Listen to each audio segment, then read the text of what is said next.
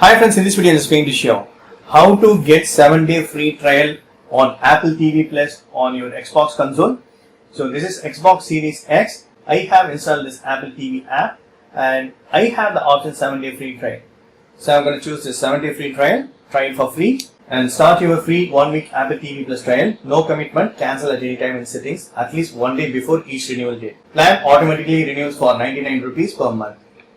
So confirm. So I need to sign in on mobile device.